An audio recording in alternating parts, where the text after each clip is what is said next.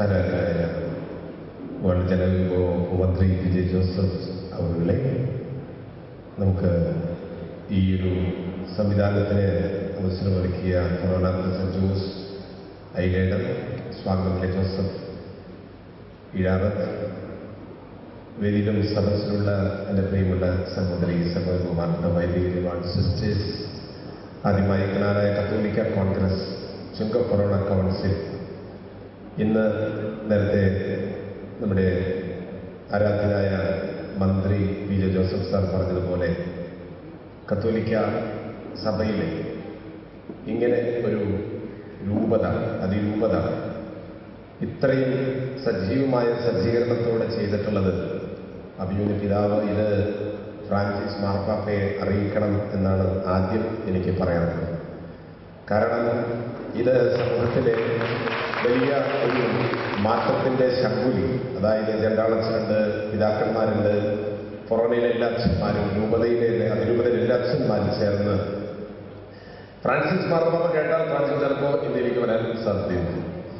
കാരണം ഫ്രാൻസിസ് മാർപ്പാപ്പ ഇന്ന് ലോകത്തിൻ്റെ വലിയൊരു പ്രവാചക ശബ്ദമാണ്. അദ്ദേഹം മാർപ്പാപ്പയായതിനു ശേഷം ഞാൻ നിങ്ങളെപ്പോലെ ഒരു പാപിയായ മനുഷ്യനാണെന്ന് പറഞ്ഞത് തന്നെ ലോകം കേട്ട് ധരിച്ചിട്ടാണ് ഇരിക്കുന്നത്. അതുകൊണ്ട് ഈ ഒരു സംവിധാനം കത്തോലിക്ക സഭയിലെ ആദ്യത്തെ ഒരു വലിയ സംവിധാനമാണ്. അത് ചുങ്കം കൊറോണ തന്നെ അത് തുടക്കം കുറിച്ചിരിക്കുന്നു. അതിനെ നേതൃത്വം കൊടുത്ത എല്ലാവരെയും ഞാൻ അഭിനന്ദിക്കുകയാണെങ്കിൽ അഭിനന്ദനം കൊണ്ട് നിറയുന്ന നിൽക്കുന്നതല്ല, ഇതിന്റെ ഫലമാണ് പ്രിയമുള്ളവരെ വളരെ വലുത്. ഇതിന്റെ ഫലം അനുഭവിക്കാൻ പോകുന്ന ആ വ്യക്തികൾ അവരുടെ ഹൃദയത്തിൽ നിന്ന് ദൈവത്തിന്റെ പക്കലേക്ക് ഉയരുന്ന നന്ദിയുണ്ടല്ലോ, ആ നന്ദി ഇവിടെ നിന്ന് തുടങ്ങുന്നതാണ്. അതിന് നേതൃത്വം കൊടുത്ത നിങ്ങളോട് ഒത്തിരി സന്തോഷവും ഒത്തിരി നിങ്ങളെ കാണുമ്പോൾ നിങ്ങളുടെ പ്രവർത്തനം കൂടുതൽ ആനന്ദമുണ്ട്. ഞാൻ ഈ അവയവദാനം എന്ന് പറയുന്ന ഒരു കാര്യത്തെക്കുറിച്ച് ക്ലാസ് എടുക്കലല്ല പറയുന്നത്. സമൂഹത്തിന് ആവശ്യമായിട്ടുള്ളത് അവയവദാനം എടുക്കുന്നത് എന്നുള്ളതല്ല. ഈ ഒരു പ്രവൃത്തി അതിൻ്റെ ആത്മീയ വശം, ഒരു കത്തോലിക്ക കോൺഗ്രസിന്റെ ആത്മീയ വശം എന്നാണ് അമ്മ പിതാവിടെ സൂചിപ്പിക്കുകയുണ്ടായി. ഞാൻ ബാംഗ്ലൂരിൽ പോയിരുന്നു. ഒരു ടാങ്കർ ഫൗണ്ടേഷൻ എന്ന് പറയുന്ന അവയവദാനത്തിന്റെ സംവിധാനം ഒരുക്കുന്ന തമിഴ്നാട്ടിലെ പ്രസ്ഥാനമാണ് ടാങ്കർ ഫൗണ്ടേഷൻ, മോഹൻ ഫൗണ്ടേഷൻ. അതാണ് ഇത് ഇന്ത്യയിലെ ഏറ്റവും കൂടുതൽ അവയവദാനം നടക്കുന്നത് തമിഴ്നാട്ടിലാണ്. അവരാണ് ഈ സംഭവം ഇന്ത്യയിൽ ആദ്യമായി സജ്ജീകരിച്ചത്. അത് പഠിച്ചിട്ടാണ് നമ്മൾ മൃതസഞ്ജീവിനി എന്ന് പറയുന്ന കേരളത്തിൽ ഇതിപ്പോൾ നടപ്പിലാക്കിയിട്ടുള്ളത്. അവിടെ ഒരു ഫംഗ്ഷനെ ക്ഷണിച്ചവര് കത്തോലിക്ക സഭയുടെ ക്രൈസ്തവ ദർശനം എന്താണ് അവയവദാനത്തിന്റെ, അതായിരുന്നു ചോദ്യം. ഞാനായിരുന്നു അവിടെ പോയത്. ഞാൻ പറഞ്ഞു, എനിക്ക് ഒറ്റ കാര്യം പറയാനുള്ളൂ, ബൈബിൾ എടുക്കുക, ആദ്യത്തെ പുസ്തകം തുറക്കുക, ആദ്യത്തെ അധ്യായം വായിക്കുക. അവിടെ തന്നെയാണ് ദൈവം തന്നെ അവയവദാനം ട്രാൻസ്പ്ലാന്റേഷൻ നടത്തിയിട്ടാണ് ഈ മനുഷ്യകുലത്തെ സൃഷ്ടിച്ചിട്ടുള്ളത്. ആദത്തിന്റെ ബോൺ ട്രാൻസ്പ്ലാന്റേഷൻ നടത്തിയിട്ടാണ് ഹൗവയെ ഉണ്ടാക്കിയിട്ടുള്ളത്. അപ്പോ ദൈവം തന്നെ സർജനാണ്, ട്രാൻസ്പ്ലാന്റേഷൻ നടത്തിയിട്ടാണ് ഹൗവ ഉണ്ടായിട്ടുള്ളത്. അപ്പൊ കത്തോലിക്ക സഭ ഈ അവയവദാനം എന്ന് പറയുന്നത് first book of the Bible. ഇനി ഈശോ ഓരോ ഗതിയിലും നമ്മോട് പറയുന്നതാണ്, this is my body given for you, take these and do these in memory of me.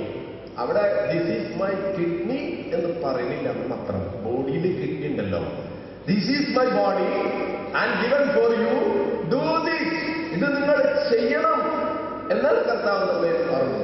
അപ്പോ കർത്താവ് ഓരോ വചനങ്ങളും ഈ അവയവദാനത്തിന്റെ ഈ ഒരു സാഹചര്യത്തിൽ വെച്ച് നോക്കിയാൽ, ഈ ചെറിയവന് നീ ചെയ്തു കൊടുത്തപ്പോ എനിക്ക് തന്നെയാണ് ചെയ്തു തന്നത്. ഈ ചെറിയവന്, അവൻ രോഗിയായി കിടക്കുമ്പോൾ ഏറ്റവും ചെറിയവനാണ് ഈ സമൂഹത്തിലെ. അവന് നിന്റെ കിഡ്നിയോ കരളോ കണ്ണോ കിട്ടിയില്ലെങ്കിൽ മരിച്ചു പോകുന്നവൻ. അപ്പൊ ഈ ചെറിയവന് നീ ചെയ്തു കൊടുക്കുമ്പോൾ അവന് തന്നെയാണ്, എനിക്ക് തന്നെയാണ് നീ ചെയ്തു തന്നത്. ഞാൻ വാടാനപ്പള്ളി പള്ളിയിലായിരിക്കുമ്പോഴാണ് ഈ ഓപ്പറേഷൻ നടക്കുന്നത്. അവിടെ ഒരു ദിവസം ഒരു ഹൈന്ദവ കുടുംബത്തിലെ ഒരു പ്രായം ചെന്ന അമ്മ മരിച്ചു. ആ വീട്ടിലെ മൂത്ത ഫാദറെ ഒരു കാര്യം പറയുന്നത് എന്താ പോകും, എന്റെ അമ്മ കിടന്നിരുന്ന വാട്ടർ ബെഡുണ്ട്, അമ്മ മരിച്ചു. ഓക്കെ, അപ്പൊ ഈ വാട്ടർ ബെഡിന് ആവശ്യമില്ല. അപ്പോ അച്ഛന് വാട്ടർ ബെഡ് ആവശ്യമുള്ള ആരെങ്കിലും ഉണ്ടെങ്കിൽ കൊടുത്തു അച്ഛോ, അതൊരു ദാനമാണ്. വാട്ടർ ബെഡ് ദാനം. അത് കേൾക്കുമ്പോൾ തന്നെ നല്ല കാര്യമില്ല, അത് ചെയ്യേണ്ടത് എന്റെ ലിപി മാത്രം പെട്ടിന്റെ ആവശ്യമില്ല, കൊടുത്തൂടെ. എന്നാൽ അതിനേക്കാൾ എത്രയോ വലുതാണ് പ്രിയമുള്ളവരെ. എൻ്റെ അപ്പ മരിച്ചു, എൻ്റെ അമ്മ മരിച്ചു, എൻ്റെ സഹോദരൻ മരിച്ചു. ഇനി ഈ കിഡ്നിയുടെ ആവശ്യമില്ല, ഈ വാട്ടർ പെണ്ണുണ്ടല്ലാന്ന്. ഈ കിഡ്നിയുടെ ആവശ്യമില്ല, ഈ കണ്ണുകൊണ്ട് ആവശ്യമില്ല, അവരെ ഈ ലിവർ കൊണ്ട് ആവശ്യമില്ല. അത് കൊടുക്കണത് നിങ്ങൾ പറ, വാട്ടർ പെണ്ണ് കൊടുക്കണേക്കാളും വലുതാണോ ചെറുതാണോ എന്നുള്ളത്. അത് കൊടുക്കുമ്പോ നമ്മുടെ കുടുംബം, ആ കൊടുക്കുന്ന കുടുംബം ദൈവത്തിന്റെ മുമ്പിൽ ചെയ്യുന്ന ദാനം ഇസഹാക്കിനെ കൊടുക്കുന്നത് പോലെയാണ്. ഇസഹാക്കിനെ അബ്രാഹാം തന്റെ മകനെ കൊടുക്കുന്നത് പോലെയാണ് നാം നമ്മുടെ ജീവിതത്തിൽ. അപ്പൊ സ്പിരിച്വലായിട്ട് ആത്മീയ വശം എന്ന് പറഞ്ഞാൽ പിതാവ് പറഞ്ഞത് ഇത് ക്രൈസ്തവന്റെ അവകാശമാണ്. This is our right. കാരണം യേശു ക്രിസ്തു ഓരോ ദിവസവും തന്റെ ശരീരമാണ് നമ്മുടെ കയ്യിലേക്ക് തരുന്നത്. കൂടാതെ വിവേകാനന്ദൻ ഇങ്ങനെ പറഞ്ഞിട്ടുണ്ട്, അതൊക്കെ നമ്മൾ ഓർത്താൽ എന്തൊരു സന്തോഷം എന്നറിയും. വിവേകാനന്ദൻ പറയുന്നു, മറ്റുള്ളവർക്കായി നാം ജീവിക്കുമ്പോഴാണ് നാം ജീവിക്കുന്നതായിട്ട് നമുക്ക് തോന്നുള്ളൂ. മറ്റുള്ളവർക്കായി നാം ജീവിക്കുമ്പോഴാണ് നമ്മൾ ജീവിക്കണോ എന്ന് നമുക്ക് തോന്നുള്ളൂ. ദൈവമേ, തത്വമസി, എന്റെ മുമ്പിലിരിക്കുന്നവൻ അവന്റെ കണ്ണിലേക്ക് നോക്കിയാൽ ഇത് ഞാൻ തന്നെയാണ് ആ മുമ്പിലിരിക്കുന്നതെന്ന് എനിക്ക് ബോധ്യമാകുമ്പോഴാണ് എന്റെ അവയവം ഞാൻ കൊടുക്കുന്നത് എനിക്ക് തന്നെയാണ് എന്ന് മനസ്സിലാക്കുക. ഇനി ഇവിടെ ജനറാളച്ചൻ പറയുകയുണ്ടായി സന്തോഷത്തെക്കുറിച്ച്. പരമമായ സന്തോഷം മനുഷ്യന് കിട്ടുന്നത് അവൻ പൂർണ്ണമായി കൊടുക്കുമ്പോഴാണ്, കിട്ടുമ്പോഴല്ല. മനുഷ്യൻ പൂർണ്ണനാകുന്നത് പ്രിയമുള്ളവരെ പൂർണ്ണമായിട്ട് കൊടുക്കുമ്പോഴാണ്. മനുഷ്യന്റെ ആ പ്രവൃത്തിയുടെ ഉള്ളിലുള്ള കാമ്പ്. ഗാന്ധിജിയെ ഭാരതം മാത്രമല്ല ലോകം മുഴുവനും ആദരിക്കുന്നു, സ്നേഹിക്കുന്നു. എന്തുകൊണ്ട്? ഗാന്ധിജിയുടെ പഠിപ്പോ, ഗാന്ധിജിയുടെ ആരോഗ്യമോ, ഗാന്ധിജിയുടെ പൊസിഷനോ അല്ല, ഗാന്ധിജിയുടെ മനോഭാവം കൊടുക്കാൻ. വസ്ത്രമില്ലാത്തൊരു സ്ത്രീയെ കണ്ടപ്പോൾ വസ്ത്രം കൂടിയിട്ട് തോർത്തുകൊണ്ട് കൊടുക്കാൻ തയ്യാറായ മനസ്സ് കൊടുക്കണം, മറ്റുള്ളവർക്ക് കൊടുക്കണം. അതാണ് പ്രിയമുള്ളവരെ നമ്മളെ പൂർണ്ണരാക്കില്ല. മറ്റൊരുദാഹരണം, APJ അബ്ദുൽ കലാം. ഞാൻ ഡൽഹി പോയി അദ്ദേഹത്തിന്റെ വീട് എന്തായാലും സന്ദർശിക്കും. ദൈവം ഒരു വലിയൊരു ഭാഗ്യമായിട്ടാണ് ഞാൻ കാണുന്ന അദ്ദേഹത്തിന്റെ സൗഹൃദം. അദ്ദേഹത്തിന്റെ വീട്ടിൽ എഴുതി വെച്ചിരിക്കുകയാണ്, ഐ ആം നോട്ട് ഹാൻസം. എനിക്കത്ര ഭംഗിയില്ല. I am not handsome but I am ready to give my hand. എന്റെ കൈ തരാൻ ഞാൻ തയ്യാറാണ്. I am not handsome but I am ready to give my hand. കൊടുക്കുക. ആ മനുഷ്യൻ APJ അബ്ദുൽ കലാം ഈ ലോകത്തിനോട് മനുഷ്യനോട് വലിപ്പം ഞാൻ പറയാം. അവയവദാനം ചെയ്യുന്ന ഓരോ മനുഷ്യന്റെ വലിപ്പത്തിലേക്ക് നിങ്ങളെ അടുപ്പിക്കുകയാണ് ഞാൻ. സച്ചിൻ തെണ്ടുൽക്കർ ഇന്ന് ജനങ്ങളുടെ ഒരു സംസാര വിഷയമാണ്. എത്ര സിക്സർ അടിച്ചു, എത്ര സെഞ്ചുറി എടുത്തു എന്നൊക്കെയാണ് കണക്കുകൂട്ടിയിരുന്നത്. പക്ഷെ കടന്നു പോകുമ്പോൾ സച്ചിൻ പറഞ്ഞ വാക്കുകൾ സെഞ്ചുറിയൊക്കെ മാറ്റിപ്പോയി. സച്ചിൻ പറഞ്ഞു, 24 വർഷമായി ഞാൻ ഇവിടെ നിൽക്കുമ്പോൾ എന്റെ മനസ്സിൽ ഓർമ്മ വരുന്നത് എന്റെ പിതാവ്, മൈ ഫാദർ, എന്റെ അച്ഛൻ എന്നോട് പറഞ്ഞൊരു കാര്യം, അത് ഞാൻ പാലിച്ചു. എന്താണ്? മകനെ, നീ മുന്നോട്ട് നോക്കോ, ഒരു കാര്യം ഓർത്തിരിക്കുക, കാര്യം നേടാൻ കുറുക്കു വഴികൾ ഉപയോഗിക്കരുത്. ജനറാളച്ചൻ കൂടെ പറഞ്ഞു, കുറുക്കു വഴികൾ നീ തേടരുത്. ഇന്ത്യൻ ക്യാപ്റ്റനാകാൻ കുറുക്കു വഴികൾ തേടരുത്. ക്രിക്കറ്റ് കൊണ്ട് കാശുണ്ടാക്കാൻ കുറുക്കു വഴികൾ തേടരുത്. സച്ചിൻ അഭിമാനത്തോടെ ലോക ജനതയുടെ മുമ്പിൽ നിവർന്നു നിന്നിട്ട് പറഞ്ഞു, എന്റെ പിതാവിന്റെ വാക്കുകൾ ഞാൻ പാലിച്ചിട്ടുണ്ട്, ഇന്നുവരെ ഞാൻ കുറുക്കു വഴികൾ തേടിയിട്ടില്ല. മഹാനായി. ഇതുപോലെ ഈ ലോകത്ത് നാം കടന്നു പോകുമ്പോൾ, നമ്മുടെ അവയവങ്ങൾ അവർക്ക് കൊടുത്തു പോകുമ്പോൾ ഒരു മനുഷ്യൻ പൂർണ്ണനാകുകയാണ്. ഈ ലോകത്തോടുള്ള കടപ്പാട് എഴുതിയില്ലേ, സാമൂഹ്യ പ്രതിബദ്ധത, സോഷ്യൽ റെസ്പോൺസിബിലിറ്റി. ഈ ലോകത്ത് എനിക്ക് കണ്ണുള്ളവനായി, എനിക്ക് കിഡ്നിയുള്ളവനായി ഞാൻ ജനിച്ചു. ആര് തന്നു? നീ ജനിക്കുമ്പോൾ തന്നെ കണ്ണില്ലാത്തവര് 1.5 കോടി ജനങ്ങളാണ് ഈ ഭാരതത്തിലുള്ളത്. 1.5 കോടി ജനങ്ങൾ ഇന്ന് വരെ അവർ അമ്മേനെ കണ്ടിട്ടില്ല, പെറ്റ തവളയെ കണ്ടിട്ടില്ല. നമ്മളെല്ലാം കണ്ടു നടക്കുമ്പോ കണ്ണുള്ളപ്പോൾ കണ്ണിന്റെ വില കാണില്ല, അറിയില്ല എന്ന് പറഞ്ഞതാണ്. 1.5 കോടി ജനങ്ങള് ഈ ലോകത്തെ കണ്ടിട്ടില്ല. ഞാൻ ബൈബിൾ കൊടുത്ത് തപ്പി നോക്കിട്ടോ, ഇങ്ങനൊരു വചനം തോന്നുന്നു. എങ്ങനെ? ഈ പുഴുക്കൾക്ക് കൊടുത്തപ്പോൾ എനിക്ക് തന്നെയാണോ നീ ചെയ്തതെന്ന് കാണാൻ. ഈ പുഴുക്കൾക്ക് കൊടുത്തപ്പോൾ ഈ ശരീരം മരിച്ച് 33-36 മണിക്കൂർ കഴിഞ്ഞ് ചീഞ്ഞ് നാറാൻ തുടങ്ങുമ്പോൾ ഈ ശരീരം ഈ ശരീരം 3 കാര്യങ്ങളെ ഈ ശരീരം കൊണ്ട് ചെയ്യാൻ പറ്റുള്ളൂ. ഓപ്ഷൻ എ, പുഴുക്കൾക്ക് കൊടുക്കാം. ഓപ്ഷൻ ബി, അഗ്നിക്ക് കൊടുക്കാം, കത്തിക്കാം. ഓപ്ഷൻ സി, നിന്റെ സഹോദരനോ സഹോദരിക്കോ കൊടുക്കാം. ഏത് ഓപ്ഷൻ എടുക്കണം? കോടീശ്വരന്റെ അല്ല, സമ്മാനം കിട്ടില്ല. എന്നാലും നിങ്ങൾ പറ, ഏത് ഓപ്ഷൻ എടുക്കില്ലേ? ഏത് ഓപ്ഷനാ? ഇവിടെ കിഡ്നി രോഗികൾ കേൾക്കുന്നില്ല. കാരണം കിഡ്നി രോഗികൾ കേട്ടാലുണ്ടല്ല സി അടച്ചോ. കാരണം എനിക്ക് സി പറഞ്ഞാൽ എനിക്ക് ജീവിക്കാൻ പറ്റുമോ? നിങ്ങളുള്ളവരെ, അടുത്തൊരു ദിവസം തിരുവനന്തപുരത്ത് ഒരു സഹോദരി വന്നു, ഒരു കുഞ്ഞു മോനെ കൊണ്ട്. നിങ്ങൾ അച്ഛനത് ഈ പഠിക്കുന്ന നടക്കുന്നത്, അതിന്റെ കാര്യം ഞാൻ പറയാം. എൻ്റെ അടുത്തൊരു അമ്മയും മോനും വന്നു തിരുവനന്തപുരത്ത് നിന്നാണ്. ഫോൺ വിളിക്കാറുണ്ട്. പറഞ്ഞു, ഫാദറെ ഞങ്ങള് അച്ഛനെ കാണാൻ പോയി. ഞാൻ അയ്യോ, ഞാൻ പറഞ്ഞില്ലേ ഇവിടെ കിഡ്നി ആർക്കും തരാനൊന്നുമില്ല. ഇല്ല, ഞങ്ങൾ അച്ഛനെ കാണാൻ പോണതാണ്. ഒരു മോനുണ്ട്, ഒരു അമ്മയുണ്ട്. ഈ മകന് കിഡ്നി നഷ്ടപ്പെട്ടു, മാറ്റിവെക്കണം. ഈ അമ്മ കിഡ്നി കൊടുത്തു. 3 വർഷം കഴിഞ്ഞിട്ട് ആ കിഡ്നി റിജക്റ്റായി. ഭർത്താവ് ഗൾഫിൽ ജോലി ചെയ്യുന്നു.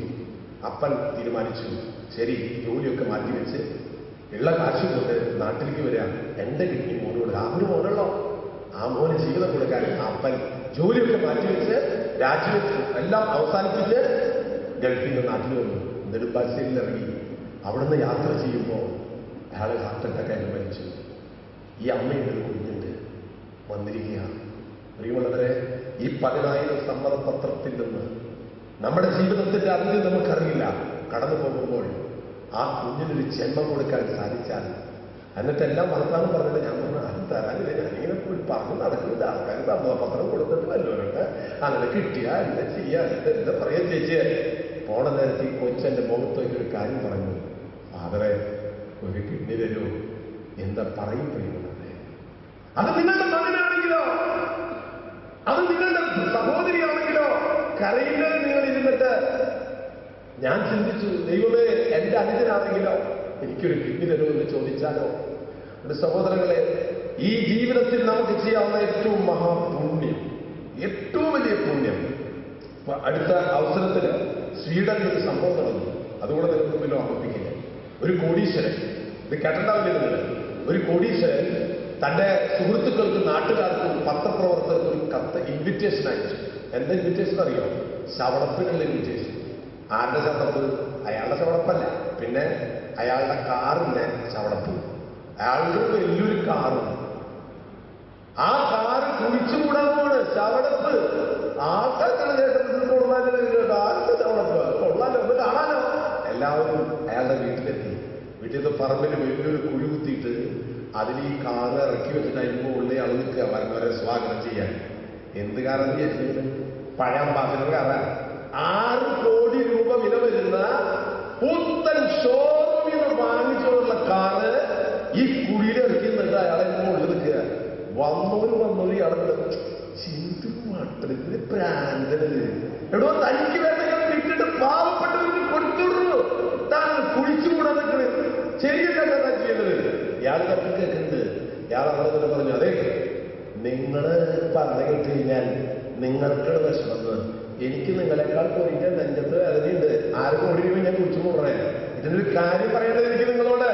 മണ്ണുള്ള കംപ്ലീറ്റ് മണ്ണിട്ടൊക്കെ ആരും കൂടി ആ മണ്ണിന്റെ മുകളിൽ നിന്നിട്ട് ആൾ പറഞ്ഞു, അതെ നിങ്ങളെന്നെ മട്ടൻ പൊട്ടൻ എന്നൊക്കെ വിളിച്ചു, കുഴപ്പമില്ല, എനിക്കതൊക്കെ കേൾക്കണ്ട. എനിക്കൊരു കാര്യം കൂടെ പറയാനുണ്ട്.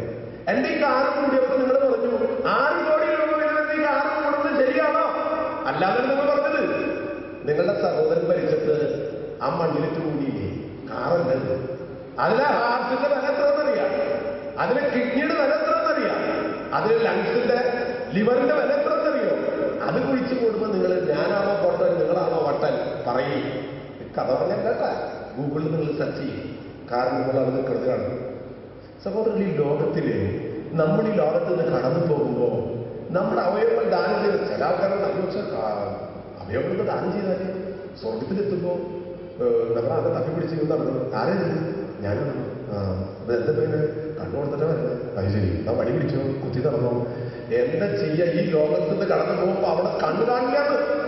കോൺഗ്രസ്കാർക്ക് എഴുതിയ ലേഖനം 1-ാം ലേഖനം 15-ാം അധ്യായം 35 നമ്മൾ വായിക്കുന്നത് നല്ലോണം വായിച്ചോ. എന്തായാലും എന്താണെന്ന് അറിയോ? മനുഷ്യന്റെ ഉയർപ്പ് എങ്ങനെയാണ്? ഏത് തരം ശരീരത്തോടുകൂടെയാണ് അവൻ ഉയർത്തുക? അതിൽ എഴുതിയിട്ടുണ്ട്. അവൻ ഏത് തരം ശരീരത്തോടുകൂടെ ഉയർത്തുക? എന്നിട്ട് പൗലോസ് ഉത്തരം പറയുന്നു, വിഡ്ഢിയായ മനുഷ്യ, നീ ഓർക്കുക, നീ വിതയ്ക്കുന്നതല്ല മുളയ്ക്കുന്നത്. നീ വിതയ്ക്കുന്നത് ഒരു ഗോതമ്പിന്റെ മണി, മുളയ്ക്കുന്നത് മറ്റൊരു ചെടി.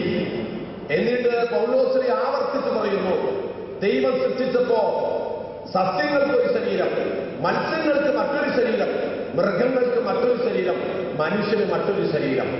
ഭൗതിക ശരീരമുണ്ട്, ആത്മീയ ശരീരമുണ്ട്. ഇന്ന് നമുക്കുള്ളത് ആത്മീയ ശരീരമല്ല, ഇത് ഭൗതിക ശരീരം. നശിച്ചു പോകുന്ന ശരീരമാണിത്, നശ്വരമായ ശരീരമാണിത്. പ്രിയമുള്ളവരെ, ഉയർത്തെഴുന്നേൽക്കുന്നത് ഈ ശരീരമല്ല, മഹത്വപൂർണമായ ശരീരം. അപ്പൊ ആത്മീയമായ ഈ വശത്തെക്കുറിച്ച് ആർക്കും സംശയം ഉണ്ടാകല്ലേ എന്നാണ് ആദ്യം എനിക്ക് പറയാനുള്ളത്. താലന്തിന്റെ ഉപമയിൽ പറയുന്ന കർത്താവ് ഒരു താലന്ത് കുഴിച്ചുമൂടി. നമ്മൾ കുഴിച്ചുകൂടുന്ന ശരീരം ദൈവം തന്ന താലന്താണ്. ഈ താലന്ത് കുഴിച്ചുകൂടുമ്പോ ആലോചിക്കണം, അയ്യോ ഇത് കുഴിച്ചുകൂടി ശരിയാണോ ശരിയല്ല എന്ന് നമ്മുടെ മനസാക്ഷി നമ്മളോട് സംസാരിക്കണം. ലോകത്തിന്റെ പ്രകാശമാണ് ഞാൻ എന്ന് ഈശോ പറഞ്ഞു. മോൻസ് ജോസഫ് എംഎൽഎയുടെ മകൻ ഇമ്മാനുവേൽ, അദ്ദേഹത്തിന്റെ വീട്ടിൽ ഞാൻ പോയി. മരണം നിങ്ങൾക്കറിയാം, മരണം എപ്പോഴും നമ്മുടെ ജീവിതത്തിൽ കടന്നു വരും. ആ കുഞ്ഞ് മരിച്ചപ്പോൾ ഇതുമായി ബന്ധപ്പെട്ട് പലരും പറഞ്ഞു, സാറേ ഇങ്ങനെ അവയവങ്ങൾ കൊടുക്കാം, കണ്ണ് മാത്രം എടുക്കാൻ പറ്റുള്ളൂ. ആ കണ്ണെടുത്ത് വെച്ചത് ഗോപിക എന്ന് പറയുന്ന ഒരു കുട്ടിക്കാണ്, തൊടുപുഴയില്. ആ കുട്ടിയും കൊണ്ട് 15 ദിവസം കഴിഞ്ഞപ്പോൾ മോൻ ജോസഫിന്റെ വീട്ടിൽ ഞാൻ ചെന്നു സാറേ 15 ദിവസമായി താങ്കളുടെ മകൻ മരിച്ചു പോയിട്ട് വേദനയുണ്ട്, ദുഃഖമുണ്ട്, അല്പം ആശ്വാസം ഞാൻ കൊണ്ടുവന്നിട്ടുണ്ട്. എന്താണ്? മരിച്ചുപോയ താങ്കളുടെ മകൻ ഇമ്മാനുവേലിന്റെ കണ്ണ് ഗോപിക ഉള്ളിലേക്ക് കടന്നു. മോൻ ജോസഫിന്റെ ഭാര്യയും കുഞ്ഞുമോളും 6 കണ്ണുകൾ ഗോപികയുടെ കണ്ണിലേക്ക് ഓടിയെത്തി. ഗോപിക കരഞ്ഞുപോയി. 6 കണ്ണുകളും ഉറ്റുനോക്കുകയാണ്. എവിടേക്ക്? നമ്മുടെ പ്രിയപ്പെട്ട മകന്റെ കണ്ണ്. സഹോദരങ്ങളെ, എത്ര ആത്മനിർവൃത്തിയാണ് നമുക്കുണ്ടാകുക. നമ്മുടെ ദുഃഖമൊക്കെ സന്തോഷമായി മാറുമെന്ന് യേശു ക്രിസ്തു പറഞ്ഞത് ഈ അവയവദാനമാണ്. നിന്റെ അപ്പൻ മരിച്ചു, നിന്റെ സഹോദരി മരിച്ചു, നിന്റെ ഭാര്യ മരിച്ചു, ദുഃഖമുണ്ട്. പക്ഷെ ഇന്നും അവൻ ജീവിക്കുന്നു, ഇന്നും നിന്റെ അമ്മ ജീവിക്കുന്നു. ഞാൻ വന്നിട്ടുള്ളത് ജീവൻ നൽകാൻ, അത് സമൃദ്ധമായി നൽകാൻ, 7 പേർക്ക് നൽകാൻ ജീവൻ. നമ്മൾ ജനിച്ച ദിവസത്തെ എന്താ പറയാ പ്രിയമുള്ളവരെ? എന്താ പറയാ ജനിച്ച ദിവസത്തെ? Happy birthday to you. സന്തോഷകരമായ വാർത്തയാണ് നാം ജനിച്ചു എന്നുള്ളത്. നമ്മൾ മരിച്ച ദിവസത്തെ എന്താ പറയാ? Happy birthday to you. പാടില്ലല്ലോ, പാടില്ല. നിങ്ങൾക്ക് സംശയമുണ്ടല്ലേ? യേശു ക്രിസ്തു മരിച്ച ദിവസം എന്താ പറയണേ? എന്താ പറയണേ? ഈശോ മരിച്ച ദിവസം എന്താ പറയണേ? അവർക്ക് പറ, എന്ത് പറയണേ? എന്ത്? Good Friday. ഗുഡ് ഫ്രൈഡേ, അതായത് ബർത്ത്ഡേ. Good Friday. ഞാൻ ഇന്ന് ആലോചിക്കുന്നത്, ദേവി സർവനച്ചൻ മരിച്ചാൽ ഒരു സദ്വാർത്തയാകണം, ഗുഡ് ഫ്രൈഡേ. എന്താ കാരണം? ഹലോ, തൊടുപുഴയുടെ മാസത്തിലല്ലേ അത് തെക്കൊരു സദ്വാർത്തയുണ്ട്. എന്താണ്? ഫാദർ ദേവി സർവൻ മരിച്ചു. അയൽപോരുടെ ഒരു കിഡ്നി തരിക്കേണ്ടതാണ്, അത് സംഭവം വരുന്നുണ്ട്. അദ്ദേഹത്തിന് അത് സദ്വാർത്തയാണ്. യേശു ക്രിസ്തു മരിച്ചപ്പോൾ ഈ ലോകത്തിൽ എല്ലാവർക്കും സദ്വാർത്ത. പ്രിയമുള്ളവരെ, ഞാനും നിങ്ങളെ സമ്മതപത്രം ഒപ്പിട്ടിട്ടുണ്ടല്ലോ. നമ്മൾ മരിച്ചു കഴിയുമ്പോൾ ഈ ലോകം, യേശു ക്രിസ്തു മരിച്ചു, ഈ ലോകം വേദനിച്ചു, പക്ഷെ സന്തോഷിച്ചു. ഗാന്ധിജി മരിച്ചു, ഈ ഭാരതം നിശ്ചലമായി, പക്ഷേ ഇന്ന് ഗാന്ധിജിയുടെ മരണം അഭിമാനത്തോടെ ഓർക്കുന്നു. ഇതുപോലെ നാം ഈ ലോകത്ത് കടന്നു പോകുമ്പോ ഒരാൾ ഇവിടെ കൂടെ വരില്ലേട്ടാ, നമ്മുടെ കർമ്മങ്ങൾ മാത്രമേ കൂടെ വരുള്ളൂ. എന്റെ അമ്മ പോയില്ല, അതെനിക്ക് മനസ്സിലായി. അമ്മ പോയി. എന്റെ അമ്മ പോയില്ല, അതെനിക്ക് മനസ്സിലായി. അപ്പ പോയി. ഈ ജീവിതത്തിനൊരു സ്ഥാനമാനങ്ങൾ നമ്മുടെ കൂടെ വരില്ല പ്രിയമുള്ളവരെ, ഒന്നും നമ്മുടെ കൂടെ വരില്ല. കൂടെ വരും സൽക്കർമ്മങ്ങൾ ചെയ്യുക നീ അലസത കൂടാതെ. സൽക്കർമ്മങ്ങൾ, ഏറ്റവും വലിയ സൽക്കർമ്മമാണ് പ്രിയമുള്ളവരെ മരിച്ചു കഴിയുമ്പോൾ പൊന്നുപോലെ കാത്തു സൂക്ഷിച്ച എന്റെ ഹൃദയവും എന്റെ കിഡ്നികളും എന്റെ കരളും എന്റെ കണ്ണും ഈ ലോകത്തിലെ മനുഷ്യർക്ക് ദാനം ചെയ്യുന്ന മനുഷ്യൻ ധന്യനാകില്ലേ പ്രിയമുള്ളവരെ? പറയൂ നിങ്ങൾ, ധന്യനാകില്ല. ഇത് ഞാൻ പറയുന്നത് എനിക്ക് വേണ്ടിയല്ല. എനിക്ക് കിഡ്നിയും വേണ്ട, കരളും വേണ്ട, കണ്ണും വേണ്ട. പക്ഷേ വേദനിക്കുന്ന മനുഷ്യനെ കാണുമ്പോൾ നാം അവർക്ക് വേണ്ടി സംസാരിക്കണം. അവർക്ക് വേണ്ടി എനിക്ക് എന്ത് ചെയ്യാൻ സാധിക്കുമെന്ന് നമ്മൾ പ്രിയമുള്ളവരെ ചിന്തിക്കണം. അടുത്ത അവസരത്തിൽ ഒരു ഉണ്ണികൃഷ്ണനെ ഫോൺ വിളിച്ചു. എന്നെ വിളിച്ചിട്ട് പറഞ്ഞു, ഫാദറെ നന്ദിയുണ്ട്. ഞാൻ പറഞ്ഞു, ഉണ്ണികൃഷ്ണ എന്തിനു നീ എന്നോട് നന്ദി പറയണേ? അല്ലച്ചാ നന്ദിയുണ്ട് അച്ഛാ. ആരാണ് ഉണ്ണികൃഷ്ണൻ എന്ന് നിങ്ങൾ ചിന്തിക്കുക. കൊച്ചൻ ചിറ്റപ്പള്ളി എന്റെ ഓപ്പറേഷൻ കഴിഞ്ഞ് 1 വർഷം കഴിഞ്ഞപ്പോൾ എന്നെ ഫോൺ വിളിച്ചത്, ഫാദർ ഞാൻ കൊച്ചൻ ചിറ്റപ്പള്ളി. അപ്പൊ ഞാൻ പറഞ്ഞു, ഓക്കെ, എത്ര നാളെ ഡയാലിസിസ് തുടങ്ങിയിട്ട്, ആരാണ് കിഡ്നി തരുന്നത്, എവിടെയാണ് ഓപ്പറേഷൻ? അച്ഛോ ഞാൻ കൊച്ചൻ ചിറ്റപ്പള്ളി. ആയിക്കോട്ടെ, ഏത് ചിറ്റപ്പള്ളി വേണമെങ്കിൽ ആയിക്കോട്ടെ. എവിടെ വീട്? എറണാകുളത്ത്. അപ്പോ ഇപ്പൊ ആരെ കിഡ്നി തരണേ? അച്ഛോ ഞാൻ രോഗിയല്ല. രോഗിയല്ലേ? എനിക്ക് കൊച്ചൻ അറിയില്ല. അച്ഛൻ ഞാൻ ഈ വീകാരൻ എന്റെ അതിന്റെ ഓണറാണ്. എന്തേ? അച്ഛൻ കൊടുത്ത പോലെ ഞാനൊരാൾക്ക് അച്ഛൻ പറഞ്ഞാൽ കിഡ്നി കൊടുക്കാം. നിങ്ങൾ പറ, ഞാൻ അയാളുടെ പോയിട്ട് കൺവെൻഷൻ നടത്തിയ, ഞാൻ അയാളെ പോയിട്ട് ധ്യാനം നടത്തിയ, ഞാൻ അയാളുടെ പള്ളിയിൽ പോയി പ്രസംഗിച്ച, അയാളുടെ പ്രസംഗം കേട്ടിട്ടുണ്ട് ഇല്ല. നമ്മുടെ ജീവിതം ഒരു സദ്വാർത്തയാകണം പ്രിയമുള്ളവരെ. 1000 കോടി രൂപ ഒരു വർഷം ഏറ്റവും കൂടുതൽ ഇൻകം ടാക്സ് ഈ കേരളത്തിൽ അടയ്ക്കുന്ന ഒരു വ്യാപാരി. അദ്ദേഹത്തിന് പിറ്റു ഞാനെത്തി. എന്ത് സാറേ? അച്ഛൻ പറഞ്ഞു ഒരു കിഡ്നി ആർക്കാണെങ്കിൽ കൊടുക്കണം. ഞാൻ ഒരു കാര്യം ചെയ്യാം, സാറ് കിഡ്നി കൊടുക്കുമ്പോൾ നമ്മളൊരു സംവിധാനം എല്ലാം ആലോചിച്ചിരിക്കുന്നു. ആരെങ്കിലും ഒരാൾ വന്നാൽ ഒരു ബാങ്ക് തുടങ്ങാം. എന്ത് ബാങ്ക്? Kidney bank. ഇതൊക്കെ ഉണ്ട്. സാറ് പറ്റില്ലേ? അല്ലെങ്കിൽ അങ്ങനെ 10 കിഡ്നി ഈ ഈരാറ്റുപേട്ടയിലുള്ള ജോയിക്ക് കൊടുക്കാൻ തീരുമാനിച്ചു.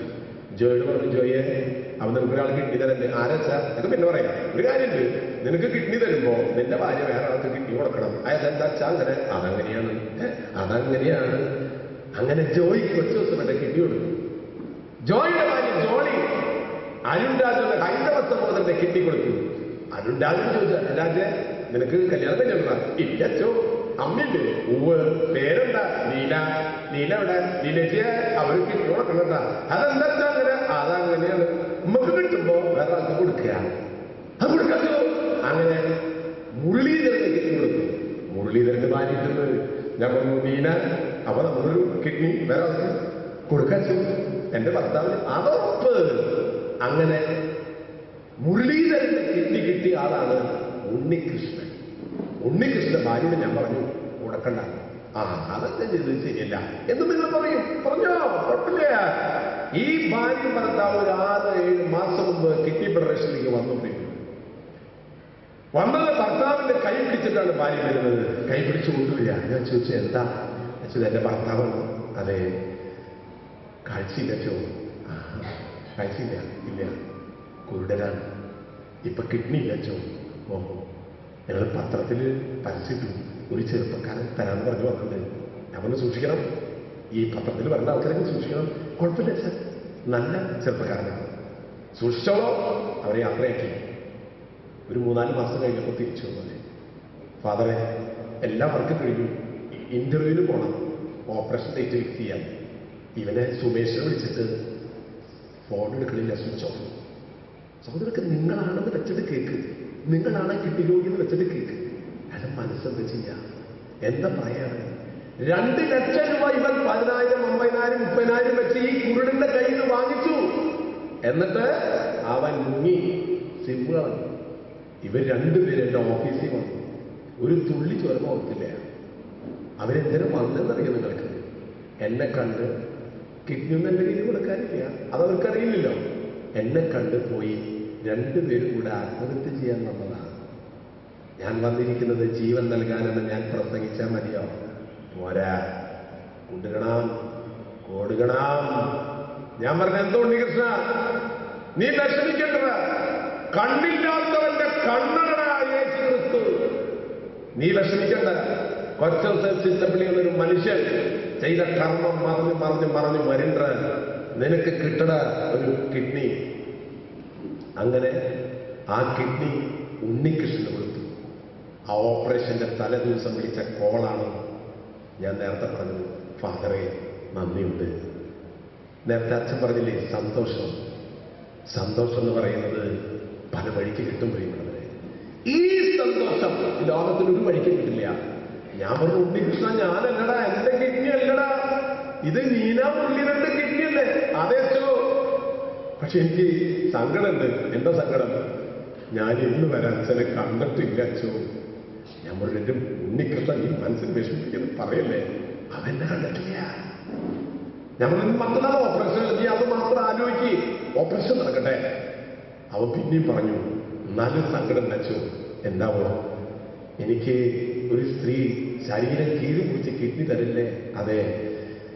ഓപ്പറേഷൻ കഴിയുമ്പോൾ ആൾക്കാർ ചോദിക്കില്ലേ, എന്ത്? ആ കണ്ണു തുറന്നോ, കണ്ണു തുറന്നോ?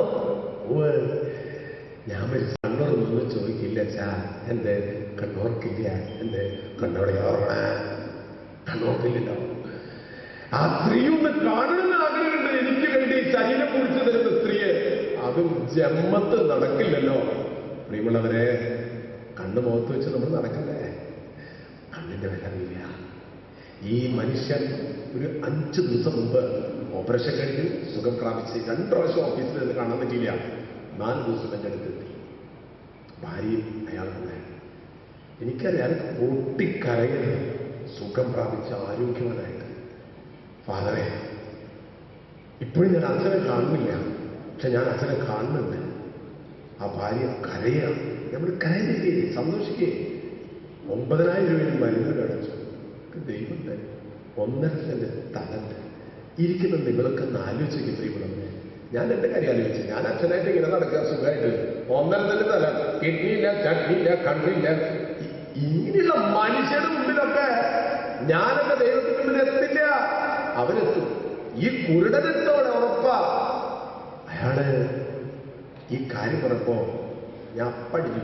കൊച്ചോടെ നമ്മളെ ഉണ്ണികളുണ്ടല്ലേ, ആളൊന്നുണ്ട്, ഞാൻ കൊടുക്കട്ടെ.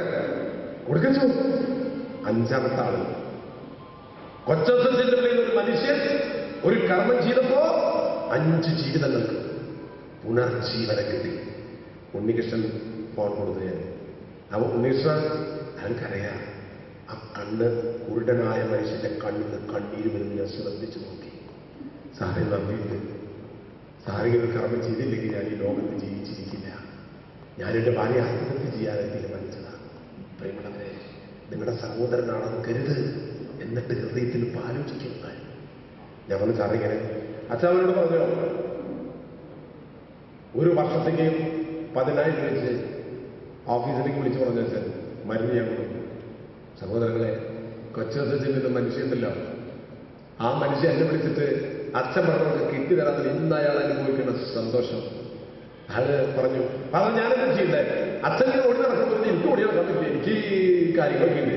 ഒരു കാര്യം ചെയ്യാം, അച്ഛൻ ഈ കടലാസൊക്കെ കൊടുത്തിട്ട് മനുഷ്യന് സമയം കൊടുക്കുന്ന ആൾക്കാരുണ്ടല്ലോ, അവർക്ക് ഞാൻ അവരുടെ കുടുംബത്തിന് 5 ലക്ഷം വെച്ച് ഞാൻ കടം കൊടുക്കാം. 5 ലക്ഷം വെച്ച് അവയവങ്ങൾ ദാനം ചെയ്യുന്ന ആ കുടുംബത്തിന് 47 ലക്ഷം രൂപയാണ്. പറച്ചിലുള്ള ആളല്ല ഔസേപ്പേട്ടൻ, കൊച്ചൗസേപ്പേട്ടൻ ചെയ്യുന്ന ആളാണ്. 47 ലക്ഷം രൂപ. അപ്പോഴേക്കും ഇത് ആൾക്കാർ കൊടുത്തു തുടങ്ങി. കഴിഞ്ഞ വർഷം മുഖ്യമന്ത്രി കൊടുത്തത് ആ ഫംഗ്ഷനിൽ ഉണ്ടായിരുന്നത് 57 ലക്ഷം രൂപ കൊടുത്തത്. ഈ വർഷമായപ്പോ 1 കോടി രൂപ കൊടുക്കേണ്ടി വരും. 1 കോടി രൂപ 5 ലക്ഷം വെച്ച് കൊടുക്കുന്ന ആള് എന്തിനാണെന്നറിയോ? അച്ഛോ, എനിക്ക് ചെയ്യാൻ പറ്റാവുന്നത് എനിക്ക് ഞാൻ ചെയ്യും. കിഡ്നി കൊടുക്കും, ഇനി കൊടുക്കാൻ പറ്റില്ല. പക്ഷെ കൊടുക്കാൻ മറ്റുള്ളവരെ പ്രേരിപ്പിക്കാം. എൻ്റെ വാക്കുകൾ ചുരുക്കുക, അധികം പറഞ്ഞിട്ട് കാര്യമില്ല, ചെയ്യാവുന്നതാണ് പ്രധാനപ്പെട്ട കാര്യം. നിങ്ങളുടെ സമ്മതപത്രങ്ങളൊക്കെ സ്വീകരിച്ച എൻ്റെ പ്രിയമുള്ള സഹോദരങ്ങളെ, ഈ കർമ്മപദ്ധതിയിലൊരു കാര്യം കേട്ടി, അത് വളരെ ഭംഗിയുള്ള കാര്യമാണ്. അതായത് മദ്യപാനം, ഈ മയക്കമരുന്ന്, ഇതിനൊക്കെ എതിരായിട്ട് പ്രവർത്തിക്കുക എന്നുള്ളത്. ഈ സമ്മതപത്രം തന്നിട്ട് ഇതിനെതിരായിട്ട് പ്രവർത്തിച്ചില്ലെങ്കിൽ ഒരു കാര്യമില്ല. കാരണം ഈ സമ്മതപത്രം തരുന്നത് എന്താണെന്ന് ചെയ്യാൻ ഈ അവയവങ്ങളൊക്കെ ഞാൻ കൊടുക്കാൻ തയ്യാറാണ്. അത് കഴിഞ്ഞ് താൻ മരിച്ചു കഴിഞ്ഞിട്ട് കൊടുക്കാനായിട്ട് തന്നെ ഇതിൽ നോക്കുമ്പോ 2 ചുങ്ങിയ മാങ്ങണ്ടി പോലത്തെ 2 കിഡ്നി ഉണ്ടായിട്ട് എന്താ കാര്യം? ഇത് കേടാക്കാണ്ട് നോക്കേണ്ട കാര്യം നിങ്ങളുടേതാണ്. അത് അടുപ്പിച്ച് വെച്ചുകൊണ്ടത് നന്നായി. അതുകൊണ്ട് ഈ സമ്മതപത്രം ഒപ്പിടുന്ന ആൾക്കാരുടെ ശ്രദ്ധയ്ക്ക് ഇത് കുടിച്ച് നശിപ്പിച്ചിട്ട് അങ്ങനെ വല്ല തീരുമാനത്തിലേക്ക് ഒപ്പിടേണ്ടതാണ്. അവരുടെ ആൾക്കാരെ പറ്റിക്കുന്നില്ല. അതുകൊണ്ട് സമ്മതപത്രം ഒപ്പിട്ട ആൾക്കാർ ഇന്ന് മുതൽ ഫോൺ അടിക്കാൻ പാടില്ല. അങ്ങനെ കാരണം കൊടുക്കണം, സ്ഥലം നന്നായിട്ട് കൊടുക്കണം. വെറുതെ അമ്മമാരെല്ലാവരും വീട്ടിൽ പോയി പറയാം, അയ്യോ കൊടുത്തത് പ്രശ്നമല്ലോ, എന്ത് അല്ല നമുക്ക് സ്വർണ്ണം മേടിക്കാണ്ടിരിക്കാൻ പറ്റില്ലേ? അതിനുള്ള ആൾക്കാരെ സമ്മതം തിരിച്ച് വാങ്ങിച്ചു പോട്ട. കാരണം കൊടുക്കുന്നതാണ് നല്ല സാധനം. പ്രിയമുള്ളവരെ, തമാശ പറച്ചിലല്ല, സന്തോഷത്തോടെ ജീവിക്കാൻ നിങ്ങൾ ആഗ്രഹിക്കുന്നുണ്ടെങ്കിൽ എനിക്ക് എത്ര നമ്മൾ പറയണോ, കൊടുക്കണം. അവയവം മാത്രമൊന്നല്ല, നിങ്ങളുടെ ജീവിതം ഇതാ പറഞ്ഞില്ലേ, കൊടുക്കുന്നവന് സന്തോഷമാണ്, എന്നും സന്തോഷമാണ്, എപ്പോഴും സന്തോഷമാണ്. കിട്ടാന്ന് പറഞ്ഞാൽ ഒക്കെ വിഷമാണ്. ഈ കൊടുക്കുമ്പോഴുള്ള സന്തോഷത്തിലേക്ക് വന്നാൽ, പക്ഷെ സാധാരണ മനുഷ്യന് കൊടുക്കുമ്പോഴുള്ള സന്തോഷം ഇല്ലട്ടാ, കിട്ടുമ്പോഴാണ് സന്തോഷം. ബോധമില്ലാണ്ട് കിടക്കുന്ന ഒരാളോട് അടക്കാൻ പറഞ്ഞാൽ മതി, ബോധമില്ല ഓണം പൊമ്പത് തനിച്ചത് അപ്പോഴും നിൽക്കും. കിട്ടണ കാര്യം കേട്ടി അപ്പം ബോധം വരുമോ? കൊടുക്കണ കാര്യം കേട്ടാണെന്നല്ല. ഒരു പള്ളിയിലച്ഛൻ പള്ളിപ്പണി നടക്കുക, അപ്പൊ അച്ഛൻ കുർബാന അപ്പോ പള്ളിപ്പണി നിങ്ങൾ എല്ലാവരും പിരിവ് തരുന്നത് ഞാൻ പറഞ്ഞത് നിങ്ങൾ തരുന്നില്ല, അപ്പൊ അത് കാരണം ഞാനിവിടെ ഇപ്രാവശ്യം പാത്രം എടുത്തിട്ട് നിങ്ങളുടെ തീരുമാനം. അമ്മടോ, പള്ളി ആൾക്കാർക്ക് മനസ്സിലായി ഇത് വെട്ടു. അപ്പൊ 3 പിശുക്കന്മാരെ അവിടെ ഉണ്ടായിരുന്നു. അവര് വൈകി പറഞ്ഞു, അച്ഛന്മാരാണ് തീരുമാനം എടുത്തുള്ളത്, എന്താ ചെയ്യാ? ഒരുത്തം ബോധം വിട്ട് ഒറ്റ വീഴ്ച പള്ളിയിൽ, മറ്റു 2 ആളും കൂടി അവിടെ എടുത്ത് പുറത്തേക്ക് കൊണ്ടുപോയി വെള്ളം തെളിക്കാനായിട്ട്. വെള്ളം തെളിച്ച് തിരിച്ചു വിളിക്കാൻ പിരിവ് നടത്തിയ ആൾക്കാരേക്ക് കയറിപ്പോയി. അപ്പൊ അതുകൊണ്ട് ഈ കൊടുക്കണ കാര്യം കേട്ടാൽ ബോധം കിടന്ന് ചില ആൾക്കാരുണ്ട്. പിന്നെയാണ് സമ്മതപത്രം എഴുതുന്ന സമയത്ത് ബോധം. ചിലവരൊക്കെ ഈ സമ്മതപത്രം എഴുതുമ്പോൾ കരയും, എന്നാലും എന്റെ അവയവങ്ങളൊന്നും എന്റെ ഇടാൻ അല്ല, എന്നാലും എന്റെ അവയവങ്ങൾ കൊടുക്കല്ല ഏതായാലും അല്ല, എന്റെ അവയവങ്ങള് മരിച്ചു കഴിഞ്ഞിട്ടാണ്, എന്നാലും കീറില്ല അച്ചോ. വലിപ്പത്തെ പ്രശ്നം, എന്നാലും കീറിട്ടല്ല എടുക്കുക, എന്നെ കീറാൻ്റെ പോക്കറ്റ് ഇട്ടെടുത്താൽ കിട്ടിയൊക്കെ. എന്നാലും എടോ ചേട്ടാ, മരിച്ചു കഴിഞ്ഞിട്ടുള്ള വേദനയുടെ കരുത്തിന് ഇപ്പൊ അറിയുന്ന ആള് ഭയങ്കര വിഷമുള്ള ആൾക്കാരുണ്ട്. അങ്ങനെയുള്ള ആൾക്കാരെ ദയവ് ചെയ്ത് ഒപ്പിടല്ല. ഇത് ഒപ്പിട്ടും പോയിട്ടും രാത്രി കിടന്നുറങ്ങിയിട്ട് ഉറക്കത്തിന്ന് പാല് എന്റെ കിട്ടി. ഇതെന്താ പറ്റി? എനിക്ക് ഇന്നലെ ഒപ്പിട്ടതിന് ശേഷം എനിക്ക് ഇത് ഓർമ്മയില്ല, എന്റെ കിട്ടി. അതിനുള്ള ആൾക്കാർ ദയവ് ചെയ്ത് ഒപ്പിടരുത്. നിങ്ങളുടെ കിട്ടിയോണ്ട് നടക്കും ഈ 8 വാദണ്ടാവും എന്റെ കിട്ടി എന്നുള്ളത്. അപ്പൊ അതുകൊണ്ട് ധൈര്യമായിട്ട് സന്തോഷമായിട്ട് കൊടുക്കുന്നതേ ഫലിക്കുള്ളൂ. സന്തോഷമായിട്ട് ഇവിടെ അതിന്റെ സന്തോഷം വളരെ വലുതാണ്. കൊടുക്കുമ്പോ കിട്ടുന്ന സുഖമുണ്ടല്ല, ആ അനുഭവിച്ചിട്ട് ഞാൻ നിങ്ങളോട് പറയുന്നത്. APJ അബ്ദുൽ കലാം അദ്ദേഹം കാഞ്ഞിരപ്പള്ളി രൂപതയിലെ ഒരു അവാർഡ് അദ്ദേഹത്തിന് കൊടുത്തു. Harmony, communal harmony award. 1 ലക്ഷം രൂപയാണ്. അദ്ദേഹത്തിന്റെ ഓഫീസിൽ എന്നെ വിളിച്ചിട്ടുള്ളൂ, ഫാദറെ കാഞ്ഞിരപ്പള്ളിയിലേക്ക് വരണമെന്ന് APJ അബ്ദുൽ കലാം പറഞ്ഞിട്ടുണ്ട്. നിങ്ങൾക്ക് തോന്നുന്നു അച്ഛൻ തമാശ പറയുന്നത്. തമാശല്ല. ഞാൻ പറഞ്ഞു, ഞാനെന്ത് തന്നെ അല്ല. APJ അബ്ദുൽ കലാം അദ്ദേഹത്തിന് കിട്ടുന്ന 1 ലക്ഷം രൂപ, 1 ലക്ഷം രൂപ അച്ഛനാണ് ആ വേദിയിൽ വെച്ചിട്ട് തരണേ. എനിക്കറിയാം. അതെ, ഞാൻ ആലോചിച്ചു, അബ്ദുൽ കലാം എൻ്റെ അമ്മയുടെ തറവാട് പെട്ടിട്ടില്ലല്ലോ, അതിനെന്തായാലും അപ്പൻ്റെ തറവാട്ടിൽ കലാം ഇല്ല, ഇയാൾ തന്നെ എനിക്ക് തരണേ. ഇപ്പം എനിക്ക് മനസ്സിലായി ഇയാളുടെ വലിപ്പം. ഞാൻ ഇവിടെ പോയി കാശല്ലേ ഇടുകാനോ പോണ നേരത്തെ ഞാൻ ഗിരിജ എന്ന് പറയുന്ന ഒരു ചേച്ചിനെ എൻ്റെ കാറിൽ കയറ്റി കാഞ്ഞിരപ്പള്ളി പോയി. വേദിയിൽ വന്നപ്പോ അവാർഡ് എടുത്തല്ലോ. Father please come. Abdul Kalam എന്നെ ക്ഷണിച്ചു. ഞാൻ വേദിയിലേക്ക് കയറി. ആ 1 ലക്ഷം എൻ്റെ കയ്യിൽ തന്നു കഴിഞ്ഞാൽ, സാറേ ഞാനൊരു സഹോദരി വന്നിട്ടുണ്ട്, ഒരു വിധവയാണ്, ഭർത്താവ് മരിച്ചിട്ട് 15 വർഷം, മകന് കരൾ രോഗം, മകൾക്ക് കിഡ്നി രോഗം, മറ്റന്നാൾ കരൾ കുറിച്ച് കൊടുക്കുക ഈ അമ്മ. 25 ലക്ഷം കാണും, 5 ലക്ഷമായിട്ടുള്ളൂ. ഈ 1 ലക്ഷം ഈ അമ്മയ്ക്ക് കൊടുക്കുക. എനിക്ക് ബാങ്ക് അക്കൗണ്ടിൽ ഈ ലോകത്തിൽ ഒരു പ്രോപ്പർട്ടി എനിക്കില്ല, അപ്പൊ എനിക്കിത് ചെക്ക് ചെയ്ത് കാര്യമില്ല, ഞാൻ കൊടുക്കുക. Very good father. അങ്ങനെ 1 ലക്ഷം രൂപ ഗിരിജാരി ചേച്ചിനെ കൊടുത്തു. ഇങ്ങനെ ഇരിക്കുന്ന സദസ്സിനോട് ഞാൻ പറഞ്ഞു, ഈ അമ്മ ആരാണ്? ഇപ്പൊ ഈ ചെയ്ത അബ്ദുൽ കലാം ചെയ്ത പ്രവൃത്തി എന്താണ്? ഇതാണ് മഹത്തരമായ പ്രവൃത്തി, നിങ്ങളത് അനുകരിക്കണം. പത്രക്കാരൻ മോനെ അസലായിട്ട് പത്രത്തിലിട്ട് 3 ആഴ്ച കഴിഞ്ഞപ്പോ ഗിരിജ എന്ന് പറയുന്ന അമ്മച്ചിയുടെ അക്കൗണ്ടിലേക്ക് 1,04,00,000 രൂപ വന്നു. കച്ചവടം ഉണ്ടാക്കിയിട്ട് വരുന്ന പൈസയല്ലത്, ബിസിനസ് നടത്തിയിട്ടുള്ള പൈസയല്ലത്, മനുഷ്യന്റെ ഹൃദയത്തിൽ നിന്ന് വരുന്ന 1,04,00,000 രൂപ. ഓപ്പറേഷൻ കഴിഞ്ഞിട്ട് ആ ചേച്ചിക്ക് ഞാൻ 25 ലക്ഷം രൂപ വീട് വാങ്ങിച്ചു. വീടും തരുന്നില്ല. 40 ലക്ഷം മകളുടെ പേരിൽ കിട്ടും. കിഡ്നി രോഗിയ മകളുടെ പേരിൽ 10 ലക്ഷം, അമ്മയുടെ പേരിൽ 15 ലക്ഷം. എൻ്റെ കയ്യിൽ 10 പൈസയില്ല. സന്തോഷം മുഴുവൻ എനിക്ക്, കാശ് മുഴുവൻ. സന്തോഷം എന്ന് പറയുന്നത് പണം കൊണ്ടുവന്ന് തരില്ല. കൊടുക്കുമ്പോൾ കിട്ടുന്ന സന്തോഷം കിട്ടുമ്പോൾ കിട്ടില്ല. ഇനി അതേസമയം ഞാൻ സംസാരിക്കുന്നത് എനിക്ക് തൃശ്ശൂര് 1:30 എത്തേണ്ടതാണ്. ഇപ്പൊ ഇനി അടുത്ത രാത്രി 1:30 ഞാൻ എത്തുള്ളൂ. ആ നിലയ്ക്ക് നിൽക്കണേ. എന്നാലും ഞാനിവിടെ വന്നിട്ട് എന്തെങ്കിലും പറയാണ്ട് പോയിരുന്നു സന്ധി. അതുകൊണ്ട് ഞാൻ പറയുന്നത് നിങ്ങൾക്ക് ഉപകാരമായിരുന്നു ഞാൻ കരുതുന്നു. ഈ ചുങ്കപ്പുറന ജ്ഞാനായ കത്തോലിക്കായി കോൺഗ്രസ് ചെയ്തിട്ടുള്ള പ്രവൃത്തി എല്ലാ മീഡിയാസിലും എത്തിക്കണമെന്നാണ്. നേരത്തെ പിതാവ് പറഞ്ഞതുപോലെ, ജനാർദ്ദൻ പറഞ്ഞതുപോലെ, നല്ല കാര്യങ്ങളാണ് ആവർത്തിച്ച് പറയേണ്ടത്. അത് ആര് ചെയ്തു വേണ്ടിയിട്ട് മറച്ചു വയ്ക്കണ്ടാവില്ല. പറയണ കീഴിൽ വെക്കാവുന്നതല്ല. അത് ചീത്ത കാര്യങ്ങളാണ് ആൾക്കാർ പറഞ്ഞു നടക്കുന്നത്. അപ്പൊ സരിത ഇത് പറഞ്ഞു കിടക്കുന്ന ആൾക്കാർ എത്ര ചീത്ത കാര്യങ്ങൾ ലോകത്തിൽ മനുഷ്യൻ ചെയ്യുന്നു. അതിന് പരസ്യം നമ്മൾ കൊടുക്കേണ്ട ആവശ്യമുണ്ടോ? ഇല്ല. നല്ല കാര്യങ്ങൾ പറയണം. വച്ചോസപ്പെട്ട ചെയ്ത കാര്യം ലോകത്തിൽ ഞാൻ ജീവനുള്ളവരാണ് പറയുക. കാരണം അദ്ദേഹത്തിന് ശേഷം 50 പേരാണ് പ്രിയമുള്ളവരെ ജീവനോടിരിക്കുമ്പോൾ വീട്ടുകാരൻ ചെയ്യാൻ വന്നത്. 5 അച്ഛന്മാരായി, 2 സിസ്റ്റേഴ്സായി. തൃശ്ശൂർ വേറെ പ്രിപ്പയർ ചെയ്തുകൊണ്ടിരിക്കുന്നു. ജീവിച്ചിരിക്കുമ്പോൾ അത് കൊടുക്കണ്ട. ഇത് കേട്ട് കൊടുക്കും. അവസാനം പറഞ്ഞ് അച്ഛൻ ജീവിച്ചിരിക്കുമ്പോൾ കൊടുക്കേണ്ട കാര്യമാണ് പറഞ്ഞു വരണേ. മനുഷ്യനെ കൊടുത്താൽ മതി. ഞാൻ പറയുന്നു, ചില മനുഷ്യരൊക്കെ അങ്ങനെയുണ്ട്. ഈ ചുങ്കപ്പുറന നിങ്ങൾ ചെയ്തിട്ടുള്ള ഈ സത്കർമ്മം എല്ലാ ഹൃദയങ്ങളിലേക്കും എത്തട്ടെ. നാനാജാതി മതസ്ഥരുടെ കരങ്ങളിലേക്ക് എത്തട്ടെ. അങ്ങനെ മാനവികത ഉണ്ടാകട്ടെ. പ്രിയമുള്ളവരെ, എൻ്റെ രക്തം ചുവപ്പാണ്, നിങ്ങളുടെ ഈ രക്തം ചുവപ്പാണ്. നിങ്ങളുടെ കണ്ണീരിൻ്റെ രുചി ഉപ്പാണ്, എൻ്റെ കണ്ണീരിൻ്റെ രുചി ഉപ്പാണ്. എനിക്ക് വിശക്കുമ്പോഴുള്ള വിഷമം നിങ്ങളുടെ വിഷമം ഒരുപോലെയാണ്. എൻ്റെ അമ്മയുടെ ശവശരീരത്തിൻ്റെ അടുത്തിരിക്കുമ്പോൾ നിങ്ങളും നിങ്ങളുടെ അമ്മയുടെ ശരീരത്തിൻ്റെ അടുത്തിരിക്കുമ്പോൾ വികാരം ഒന്നാണ്. നമ്മളെല്ലാം ദൈവത്തിൻ്റെ മക്കൾ. ആ മനസ്സ് നമുക്കുണ്ടാകട്ടെ. എല്ലാ നന്മകളും നേരുന്നു. Thank you very much. ഈ ക്ലാസ്സുകളെ ഞാൻ